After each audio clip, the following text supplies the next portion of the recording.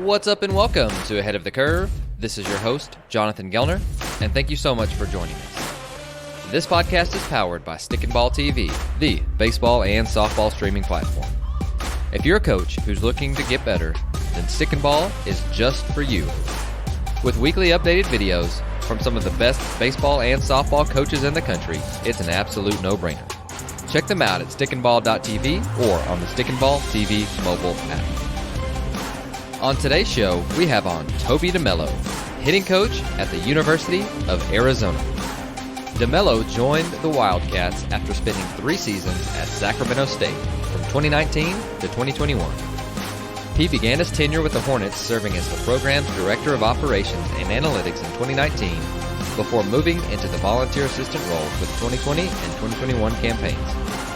While at Sac State, DeMello's primary duties included serving as the team's catching coach, assisting with the hitters, aligning the defense, and coaching first base. And under his direction, the Hornets posted a record of 84 and 54 and improved their team batting average from 235 in 2019 to an impressive 283 in 2021.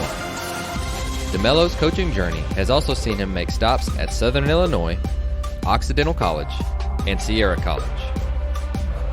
So on the show, we talk about the new staff and new players and the transition to the U of A. We talk about their fall foundational programs. And we go over fall drills and in particular, their Two-Strike Tuesdays. You're going to love this episode with Toby DeMello. Toby, welcome to the show. JG, thanks for having me, man. I appreciate it. Of course, man. It's good to see you again, and it's you're in a different place now than last time. Well, last time I guess I saw your face, and we were out in LA at Doug's place, and it's so great getting to meet you, man. And I'm excited to get to pick your brain today and to share your content and what you guys are doing at the University of Arizona with the world. But first, I'm really curious because I've never really been a part of an entire staff rollover. And so whenever Jay Johnson left for LSU and you and Chip got the job and brought all of you guys in, there was a lot of players that stayed, some left. And so I'm really curious on what that looked like because you have some of the same players that were still there. College World Series, great experience. And then you guys come in and it's like you didn't recruit them. You probably knew some of them. Maybe you got the chance to bring some guys in late, but it's a really interesting dynamic. And so I would love to hear just some different things that you did to really get to know them, to earn their trust, and to start to really evaluate who your guys are and things like that. Yeah, that's it's kind of a layered question, right? Sure. Yeah. There's a lot of elements to it because I think oftentimes when there's a whole staff change, it's because there wasn't success. So the different parts of that and the different elements of that were weird because one, from a coaching aspect, all 4 of us had never coached together before. Outside of, I think, Tripp and Chip had coached Team USA together in like 95 or something like that. So there's that element, right, of us kind of getting to know each other and how we coach and how we go about our business on a day-to-day basis. And then there's the player element, where you take a team that just went to Omaha and, not all the pieces are there, but they know how to win. So there's a culture that's in place that, it's when you come in with a new staff, there's got to be some element of change, but you also understand that if you're taking over Google, you don't want to just change the name, right? Like there's definitely elements there that you want to keep. And especially being the hitting coach, like I had a lot of conversations with guys. Hey, what do you guys like to do on a daily basis? What are some elements to your practice plan and to your daily routines that allowed you guys to have success, right? This is the best offense in the country a year ago. So they were doing something right. Like I said, there was, I think, 5 or 6 guys who aren't here anymore, but there's still a lot of guys who are big time contributors to that lineup and they know how to win. So I think it was, getting to know them. And I think for some of those guys on the player side, it was fun because, it's a fresh start for everybody. And, coming from, I'd been at Sac State for 3 years, and with COVID, a lot of guys got a year back. So there's, we had 3 years of a really, really strong core group there. And now I'm trying to get to know, all these 40 new guys. And So there were some challenges in there, but it was a lot of fun. And I think this group is really, really close for sure. I love it. I love hearing that. And it not that I do think that it takes a lot to be able to embrace that, because, you want to put your spin on it. And I think it speaks to your humility and Chip and the staff's humility to recognize that and go, hey, like, these guys were really good this year. Let's try and replicate the things that they did successful with our own spin on it. And I love hearing that. That's great. Yeah. I say all the time, like, it's like Bobby Flay made something and a chef comes in and try it. Like, I'm just going to add a little salt and pepper. Like, I'm not going to remake the dish, right? Like, I love it. You're not reinventing the wheel, I think. And a part of me too is like, I think, from an outsider looking in, like, I have so much respect for Jay and Mark Wanaka and what they were able to do, especially just, specifically on the offensive side, and without knowing exactly what they do. And, then you find out more and more and you learn more and more about what they do. And, there's certain things to it, right? Like, you understand why they had success, because there's elements to hitting that I believe in. I think they share those same beliefs. And then it also kind of takes you a step back, and it's like, there's no real like magic to this, right? Like, hitting is hitting. Like, I think, when you look at someone from afar, you think that there's going to be like this secret sauce that they use. And, there was definitely certain things that I've learned in terms of like, making quality swing decisions. And they're after doubles and walks, right? Which who isn't? But I think they understood how to teach it, and they hit a lot. And I think especially in college, because you're so limited in time. What you make important is going to be important to your team. So you just have to be careful, like, what you make important, because what that's going to resonate through your whole roster. And so if you don't make the right things important, especially to what your roster is, I think that sets you up for failure, right? And so, like, how they recruited and how they did everything resonated to, like, they wanted guys with quality who would make quality swing decisions, and especially at our yard here, it's not the hardest place to hit doubles. It's a huge yard, and there's hits everywhere, and I just think that being a younger hitting coach, it was like, okay, there's not a secret sauce. Like, work really hard to get to know these guys and put them in good positions and let them be athletes. Oh, really, really good. I love that. So let's talk a little bit about, just some different things that you guys are doing. And it sounds to me like, with the things that you agree on with Jay, and then you guys are putting your own spin on it, is really just simplifying a lot of things. And, I couldn't agree more. And that's not saying that we want them to get the foot down early, swing down, simple type stuff, right? Or, whatever it may be, but it's just like, how do we help them to make better decisions? Well, one of the things is to cut out some of the noise that's going on in their brains, and for them to actually focus on being on time and seeing the ball. And so I'd love to hear, like, let's talk about some of the different things that you guys are doing this fall to help with, pitch decisions is a big deal. You control the zone on either side of the ball. You're going to be pretty good.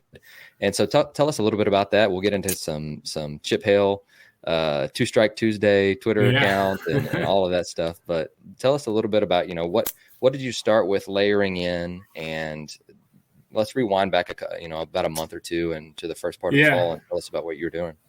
Yeah, and so we'll touch more on Two Strike Tuesdays. That's a staple for us. But I also think that's the foundation of, like with today's game, like, people are okay with the strikeout more than they ever have been. And I'm not saying I'm like, no, don't strike out. Like, everyone's going to strike out, and I get that. But I think there's a foundational piece to, like, being really good with two strikes. Like, I don't care who you are, half your at-bats are going to be with two strikes. That's just an absolute fact. Like, numbers say that 50% of at-bats go to two strikes.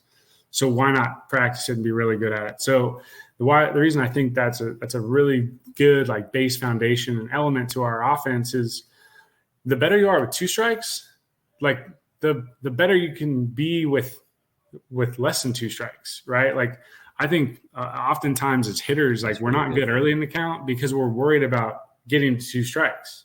So we're, like, so pressed to move the ball forward with less than two strikes that you miss 2 quality pitches to hit, and now you're like, oh shoot, I'm 0-2, and then you're a bad hitter, right? Like, well, everyone's a bad hitter 0-2. No one's a good hitter 0-2. That's just numbers tell us that. So if you can lay that foundation of having a lot of confidence with 2 strikes, then I think it makes you a way better hitter 0-0. And like, then you start talking about mindset. Like we say, and Howie Kendrick said this, and I say it to our guys now, like it's better to be 0-1 than 0 for 1. I love that. Say that all the time. Right. So it's okay, but I think you have to learn how to be really good with 2 strikes to be really good before that. And I think you get to be more selective and picky if you have confidence with 2 strikes, right? Like you can look to do damage early in the count. But in terms of like drills and things like that, 1, we just try to make it really hard on a fairly regular basis. 2, we'll do some drills. Like I have a bucket of balls. They call it the mixed bucket. So there's like those Wilson soft compression balls that they use in T-ball mixed with regular baseballs.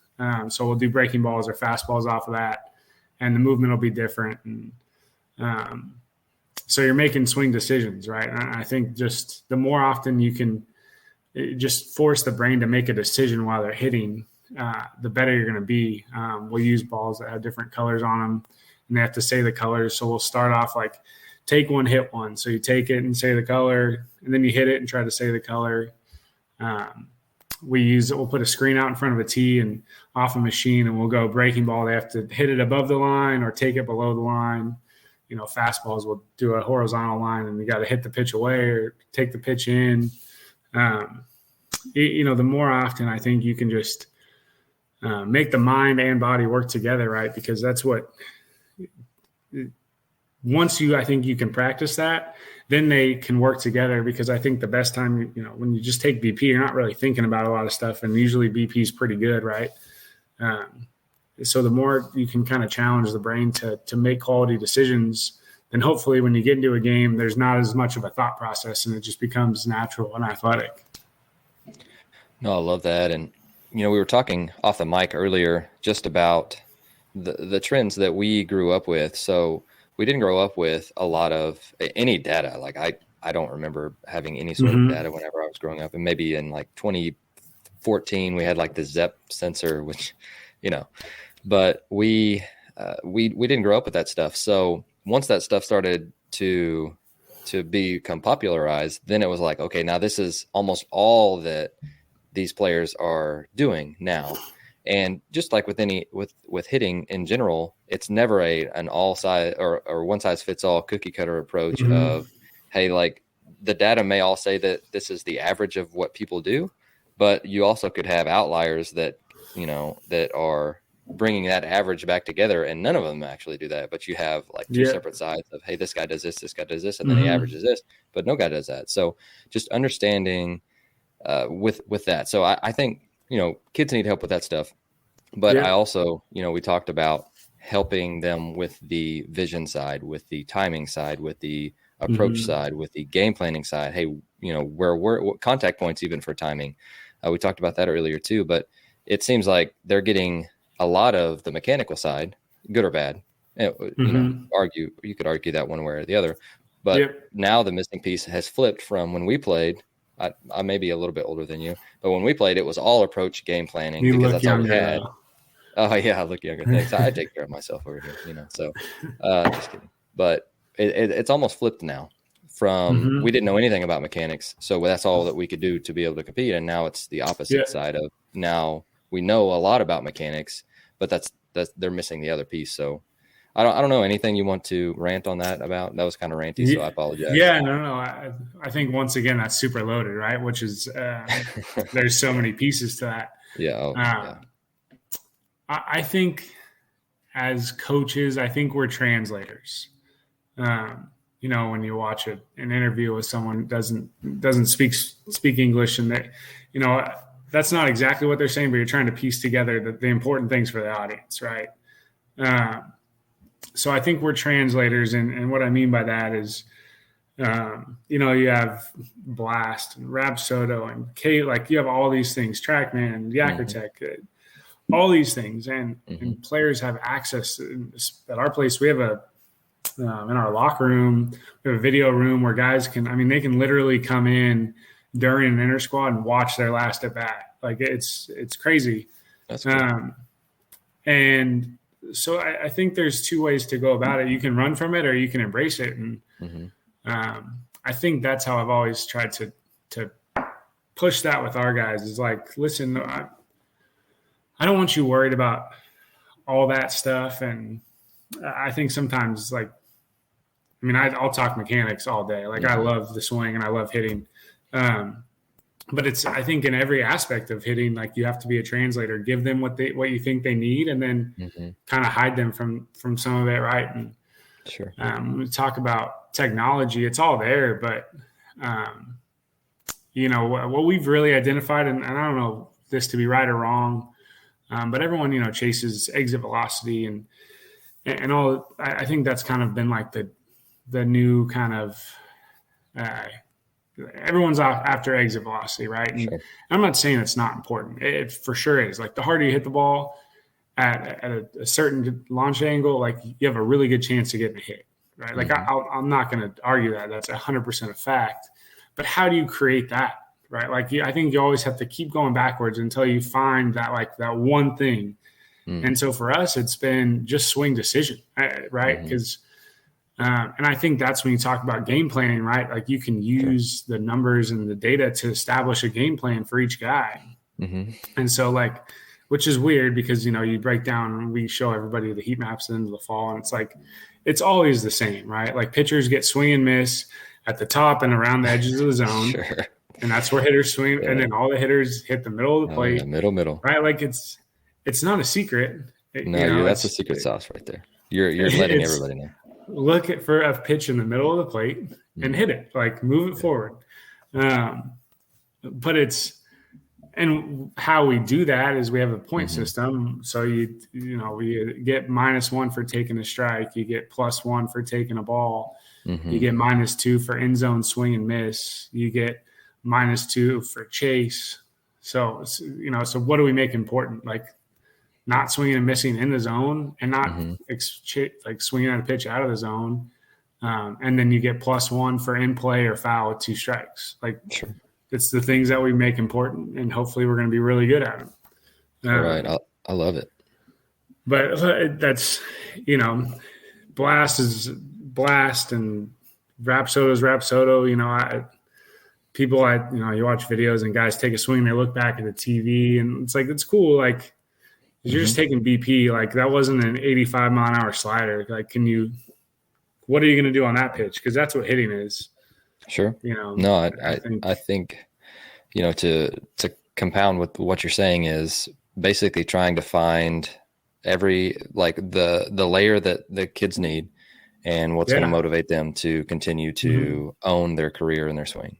And it's, some guys are motivated by seeing that stuff. Like, okay, cool. Like some guys, like I was talking to a kid the other day. I was like, what do you think about in the box? And he said, can I be honest with you? I was like, sure. He can hit a little bit. I was like, sure. Of course. He goes, I really try not to think about anything. He said, once I start thinking about stuff, then it just makes me worse. And I was like, well, that's okay. Like, we'll try that. And he knows like what he has to do to be successful. And, some guys overthink it, and for him, he may underthink it some, but you hit, right? That's so funny. So I get on our guys all the time. Cause like, it's like that's a perfect story. So I'm going to tell you like what I say all the time is it's impossible to think about nothing, right? Like that's not how our mind works. Our mind can't think about anything. Cause that's even when we sleep, we're dreaming, right? Like our mind subconsciously is thinking about something. So when he says like, oh, I don't think about anything, like I tell our guys, like when you consciously are thinking about nothing, like you're actually thinking about something. You're thinking about, I don't want to, like nothing is on your mind because it's actually nothing, right? Like, because if I tell you, and I do this with the guys like, hey, JG, think about nothing. And then I say, what are you thinking about? There's probably a lot of things, right? That like when you try to go blank mind, a lot of things happen. But I think and this is just a guess, like I think he's probably really good at when he consciously thinks about nothing, like I'm not going to think about anything. It actually simplifies his mind to think about that one thing. So I tell our guys, like, think about one or two things to like, that's your thought in the box. Right.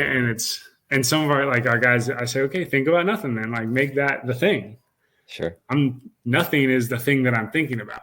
And so it's, that's really, I always find that pretty funny. Yeah, no. And I, once you get through those layers of them trying to answer the questions of that they think that you want to hear, then it's like we can actually have real conversations. Yes. And you can get better. And that's where we want to go. Like it's getting through those layers of, it's no longer like me filling out the lineup type conversations. It's like, no, I want you to just own your career and give the best version of yourself. And then we can go from there.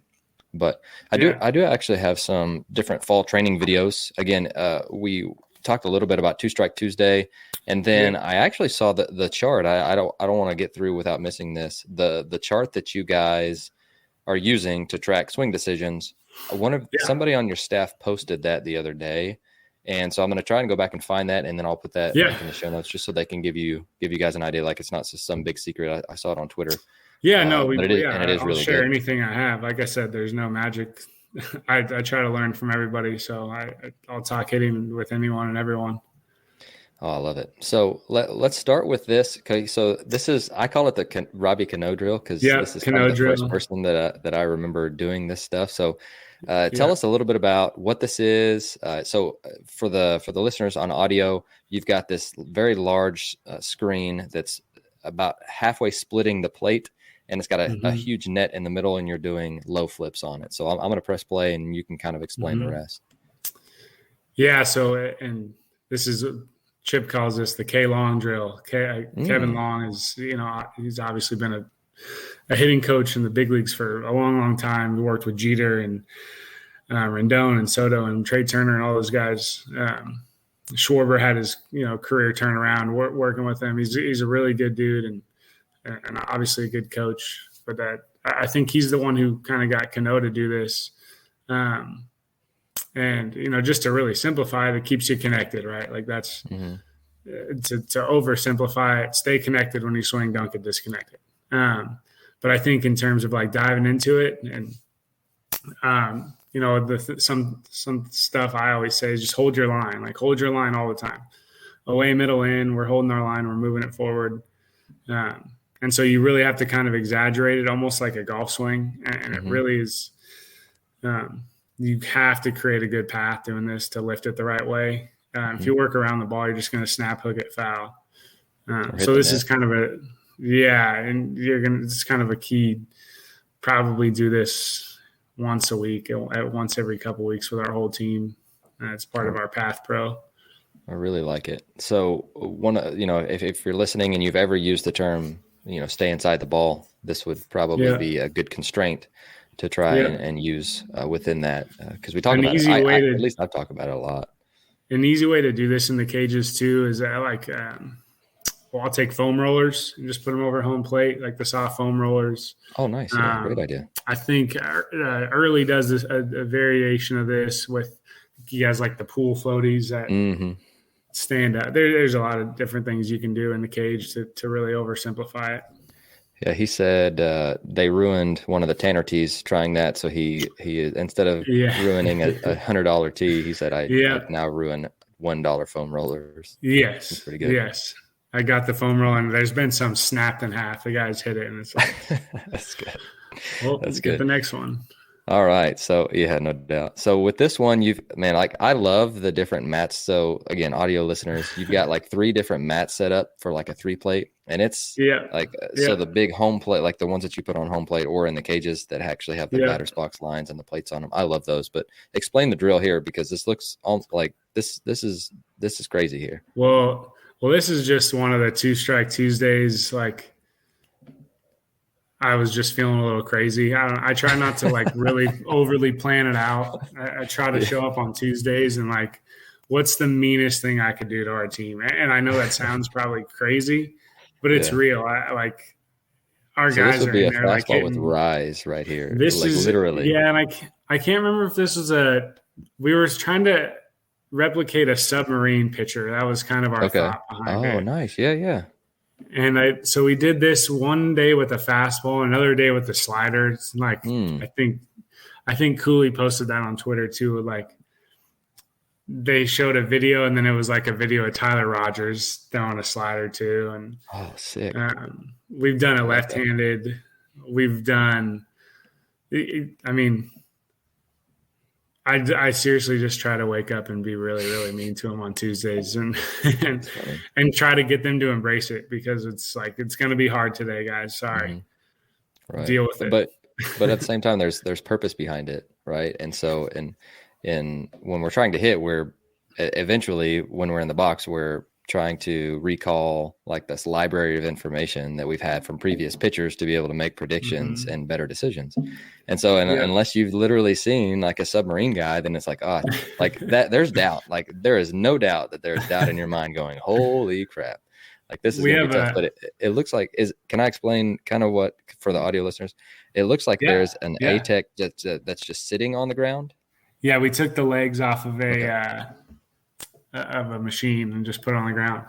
Mm-hmm. And sorry for interrupting, but what were you going to say? No. Oh, well, I was going to say, like, we have a pretty good catcher. His name's Daniel Susak. So the first day we did this, he was getting so frustrated. He slammed his bat down. He's like, I'm never going to face this. And so, like, the joke's been, like, he's going to face a submarine guy this year and hit a home run. And I'm going to say, like, we did this just for this at bat, you know? No doubt. Well, cool. Well, this next one, I love this one, by the way, because I think if, like you mentioned, I think we text about this, and you've got a BP thrower, you've got a curveball machine set up right behind. So I like, full disclosure, I really like the two machine, but like the way that people set it up, it's too far apart to really see both really well. But you've got this actually synced up to where it's at the release point of the BP pitcher, and you're dropping it or not dropping it at the same time as the thrower. So it's coming from the same window, which I really like it, but I'll play it and you can explain it. Yeah. So I'm about, I don't know, maybe 5 feet ahead of the machine. And we try to do as best job as we can to where like my slot or whoever's throwing their slot is like right on with the machine. And the biggest key to this is having someone on the machine who is good at timing it, because there's an element, and like I tell our guys, like the difference between a fastball and a breaking ball in a game is probably 12 to 18 inches in terms of like where it's crossing the plate. So that's really small. And for whatever reason, like us as hitters, like it feels like it's a huge difference. And I would say oftentimes like the biggest mistake that hitters make on breaking balls is they're late on them. It's because they see spin and their mind stops for that long, and that long is probably 2 feet. So it makes us late on them. So there is a larger element to that, but the whole point of this is really just to, one, I think is to make our move to 50-50, right? Like, because we haven't even really talked about mechanics at all, which is I'm fine with. You haven't, or we haven't? We haven't. I'm saying we haven't really even touched. I mean, just today we haven't really touched on like the mechanical aspects of it, but getting to a 50-50 position is something I really believe in. And so even if you can hold that for just a little bit longer, I think even if you exaggerate a little bit, and it's the same idea again, right, of skill acquisition is a challenge in the brain. Like, we'll do this with guys who are working on swing adjustments. Like, at some point it's got to work on the field. So like, why not throw you in the fire right away? Like, if we're making an adjustment with the guy and he takes 1 or 2 good rounds off of BP or flips, I'm like, go to hit off the machine and then make it hard. It's got to work at some point. Sure. No doubt. The next one we've got here is you've got, it looks like you're inside. So the video is kind of small, so I'm going to play it so you can explain it, and then I'll try and interpret it for the audio listeners. Yep. So, and I'll actually touch on again, like, so we use 3-play drill all the time. And I also like the visual because like I said, hold your line. So it gives them the actual visual of being able to maintain their hand path on the line of the batter's box. But this is just another one of our 2-strike Tuesdays. And so for the most part, most breaking balls are anywhere between 80 and 85. right-handed and left-handed. All fastballs have to be over 95 in terms of timing. So sometimes they're just closer. So it's going to be hard. And so what we do here, and you can't really see it in this, but whoever's feeding the machine can turn the machine on and off whenever they want. Oh, cool. Without telling them. So, so this is slider machine with the extended legs. Yep, slider machine, extended legs. Try to have it at 6 feet, and 2 feet off. Mm-hmm. So 6 feet out, six feet up, and then 2 feet from center of the mound. It's just kind of your average extension release height in off center. That's kind of like our base that we work off of. And we'll move that around. And as we get into the season in terms of like game planning, we'll actually make it the exact pitch release point. But for now, it's 6, 6, and 2. And just as much as often as we can create a challenging aspect, the more I think you're going to retain. And this is another staple. I think this is probably like 84, 85 mile an hour slider. Sure. The one thing that that's tough, and it's a filthy slider. The one thing that I wanted to kind of hit on too, a couple things really, is with the 3-plate too. So the kids, kids want challenge. Like once they get over the fact of, hey, we're all like not looking great, and our coaches, like we have even said, we're not completely evaluating you off of your cage swings. Like it's all going to come out in the wash. If you're the best player on the field, like you're doing the right things off the field, you're going to play.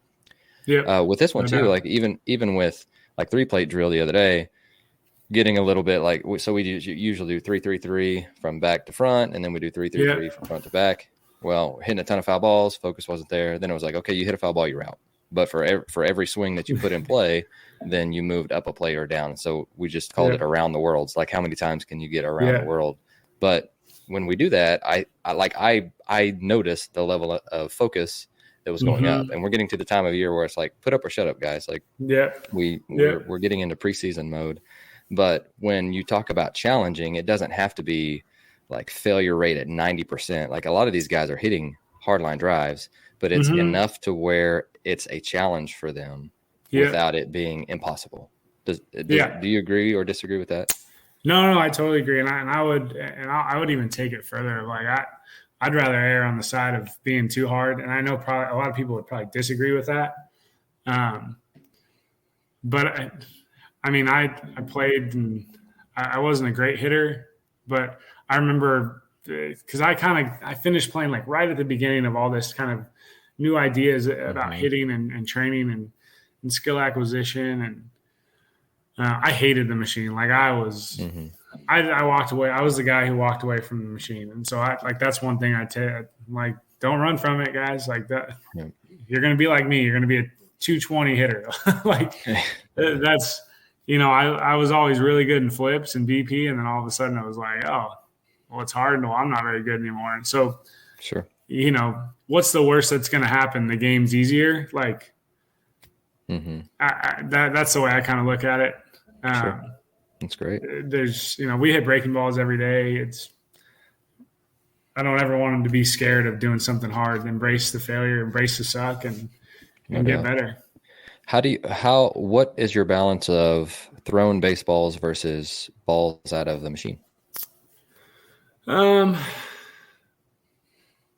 would say Tuesdays for the most part is all machine, just because it's hard to really make it game-like by throwing it. The one thing we'll throw on Tuesdays is we'll do like I'll get up really close, or Tyler will get up really close, and it's high fastballs, and then we'll do. You talk about 3-plate. Like we do that a lot with 2 strikes. And I'll just say you can't take a swing on the same plate twice. So it adds an element of timing to it, right? It adds an element of just change of eye level, all those things. But I would say, and this kind of touches on like the bigger, broad picture, right? Like we make one day really, really hard. And then for the other 5 days, like I want them to drive the ball to the middle of the field. Yeah. So we're trying to balance that, right? Like, sure, one day is going to suck and it's going to be really, really hard. And then the other days, like we're trying to drive like I call it 5 to 10. So left center is 405 or 410, right center is 405 at our place. I love And like 5 to 10, like if we can stay between 5 and 10, like we're going to be a really good team. And so I think that's where you kind of have that balance of like, this would be dumb, I think, to do 2-strike Tuesday every day. Yeah, it's too much. So, yeah, and it's like I don't want guys just to touch the ball. Yeah, but that's a great point. But I think if you make it a balance of like we're going to drive the ball for 5 days and then another day, like our first baseman is I'd put him up against anybody. I mean, talk about like 80 power, like 80 power. And I'm like, dude, if you can like just put the ball in play, you're gonna hit more home runs. You have that much power. You're fortunate where like you can pop up and it's a home run. So like I even think stuff like this works for power guys. It's just simple math. Like the more you put the ball in play, the better chance you have to get a hit. Sure. And then I think from there you practice driving the ball to the middle of the field. And then add an element to challenge. So for the rant. So to get back to your point, we're probably 60-40 machine to arm, I would say, just because that's where you're going to get your reps. Sure. So we've got this last one here, and this is I can't tell. This is opposite arm breaking ball. This is another kind of staple for us. And this might have been on 2-strike Tuesday or not. I don't know. So almost the same setup of the settings, just flip the side from the last drill that we talked about. Yeah. And so what's like the intent? What's like the intent here? Like when you're talking about oppo curveballs, what are they trying to do with this? Yeah. So the only rules we have on opposite arm breaking balls are no rollovers, like no pull side ground balls on opposite arm breaking balls. The only rule we have on same hand breaking balls is no oppo flares. So anything you do under that umbrella, like I'm totally good with. So if you take an opposite arm breaking ball and you hit 5 homers to the pull side, like awesome, good round, good job. Even if you flare 5 balls to the opposite side of the field, fine. Like the whole point of it is to not work around the ball, right? Like we're not trying to, as Doug would say, like hit through everything, hit through spin, right? The more we try to beat the ball to a spot, the less adjustability we have. So if we're working around to try to get there, so I mean, I don't care if we're beat, but if we can still maintain our path and our swing, like I think you allow for a greater range of error. And really that's all we're really, really trying to do as hitters when we talk about mechanics, right? We're trying to give ourselves the most room for error that we can. And so however you do that, I think is how you have good mechanics. Yeah, for sure. And so with this stuff too, what are conversations like because a lot of these guys, the videos that you took, they're hitting foul balls and they're inevitably gonna, they're using the environment to try and figure it out. But even us as good coaches, we need other good coaches to help us become better coaches. So we all need coaches. And so what are the conversations like whenever you're trying, and this is, again, there's so many layers to this question, but I'm just curious, can you give us an example of a conversation you had without, you don't have to name the player's name, but just a conversation you had with this stuff that's really hard and some of the different things that you tried or you fixed or what that conversation was like? Yeah, no, that's a great question. And that's been a challenge, honestly. I think the first couple of weeks that I was here, we were here as a staff. Like, I gotta believe that there were some guys who thought I was a little crazy. Like, Tuesdays are really, really hard, and I can't overstate that. I think I sent you that video when we were getting ready, and it was like 87-mile-an-hour left-handed slider. Oh, it's filthy. And guys get in there, and the first couple of weeks, it was like there was a lot of throwing helmets and slamming their bats down. And I'm like, you guys, you're going to fail. Like, that's okay. I don't even watch guys specifically. Like, there's zero evaluation going on Tuesdays. It is you against the machine. Like that, just don't strike out. That's it. Like, I don't care if you stand on your head and you move the ball forward, like then do that. So, from an adjustment standpoint, like we don't talk about 2-strike approach. It's like, I think you just learn that. And, we have a lot of good athletes. So like, be athletic and move the ball forward. And if something works, like some guys have gone to like split grip with 2 strikes because if they feel like they're shorter to the ball, and they just find that out on their, by doing it. And I think those conversations happen organically because I think you said earlier, like once you can get past like players telling you what they think you want to hear, then the real conversations start. And so it took some time to really get them to understand that, like, I wanted them to fail. I wanted them to do bad on Tuesdays. And it wasn't because I hated them. It was because I wanted them to fail on Tuesdays so they could succeed Friday, Saturday, and Sunday. Like, that was the whole point of it. And, we were fortunate enough that when I was at Sac State, we worked with the company called The Program, and it was awesome. I'll probably get some of this wrong, but it was retired like special ops guys from the military. And hopefully Jamie watches this. And if I'm wrong, then you can hopefully give him a plug on the next one. But the program is unbelievable. And they came in and they're there for 2 days with your team. And they kind of go over your team with you. And there was such an element to that of like,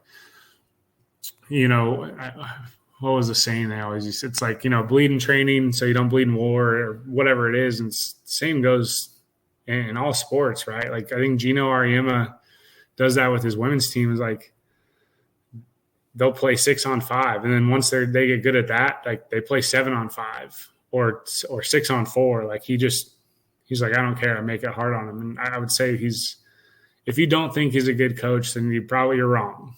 Like that's arguably one of the greatest college coach who's ever done it in any sport. I mean, sorry, I'm ranting again, but there's just so many layers to that.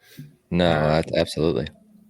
But it's from my experience too, being the new guy, it's being aware enough to be around and to pour into them without overdoing it, but also waiting for them to be ready for the feedback.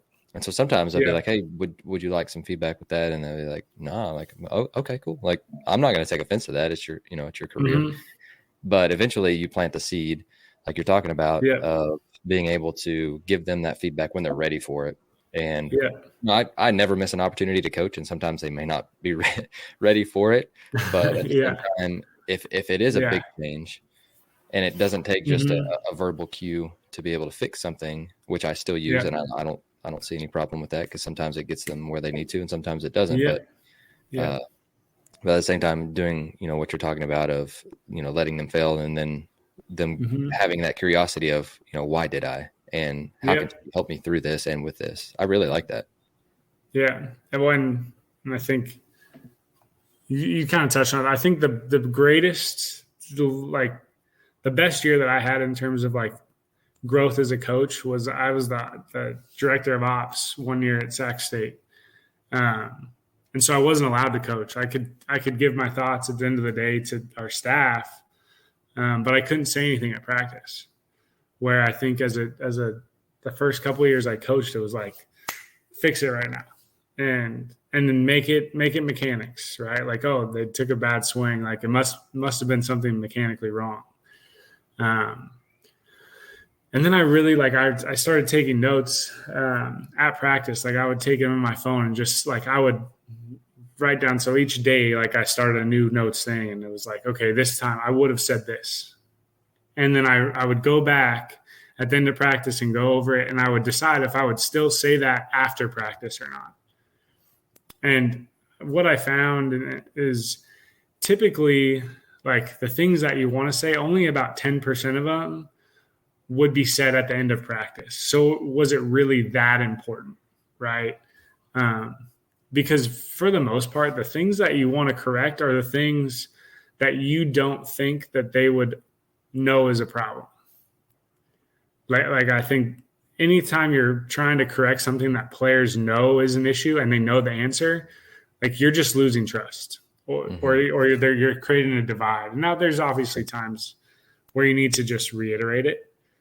But that's why coaches are needed, right? It's like teachers. Like, why would you like sometimes you just get it wrong. Sometimes you just don't perform well. Sometimes you just miss a foul. Like I don't need to tell a guy, like, you know, I tell this to our catchers all the time, like they'll miss a block. And I remember when I was in college, I'd get yelled at. No, you got to block it. Well, like, thanks, man.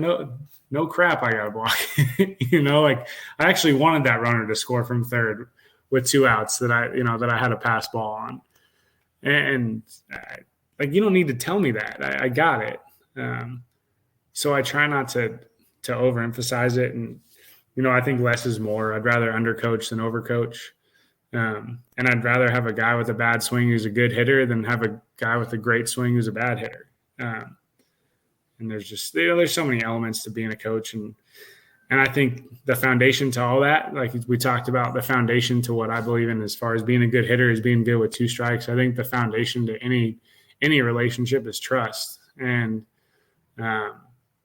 you know, specifically on Tuesdays, it took some time for them to trust me. And I honestly think it took our first couple inter squads for them to really trust me. And, you know, I think through our first 2 weekends, actually in the whole fall, we walked just as much as we struck out. And I think our guys were like, oh, this is working. You know, there were guys who were career, 200 hitters with like a 230, 240 on base percentage with 2 strikes who like are hitting over 300 with 2 strikes in the fall. And that's awesome. So I think it took like results to see it, you know, which I don't think is always the case, but I think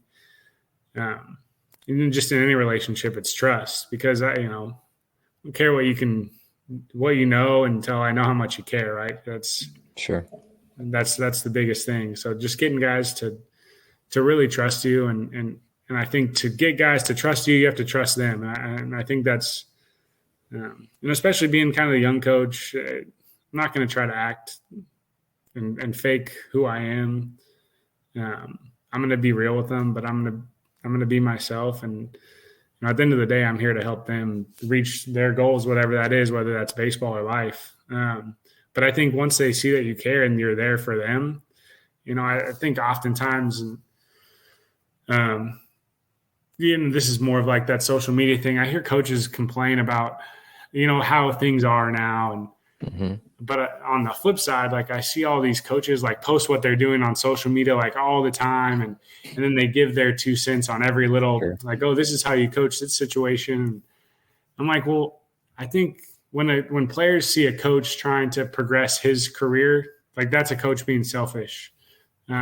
When players see a coach trying to help progress each individual's career and their teams, you know, putting the team first, like that's when it's good. And I think that's one of those issues with that dynamic of player and coach now, is because with social media, there's so much individualism now, and with this whole name, image, likeness, it's creating that more and more for the players, and coaches complain about it at times of, you know, not being not about the team. And you know, you see the same thing with coaches too, right? And so I think developing that trust and really driving home the fact, like, I'm here to help you and you get better to be whether it's you want to be a big leaguer or you want to be a doctor or whatever, I want to help you in any way that I can. Oh, really, really good. Kids notice what we post all the time. And I think really with teenagers too, and early 20s, even like anybody under 30 is really attuned to if you're authentic and real. Like I really think because they have so many friends and so many people that they're around all the time that are not. So they can tell that with us too. And so you're never going to fool the players. No. They see right through you. Thank you for listening to Ahead of the Curve. If you enjoyed the show, please consider leaving us a rating or review wherever you are listening. I also wanted to remind you that you can find the video portion at the AOTC channel on stickandball.tv. Have a great week.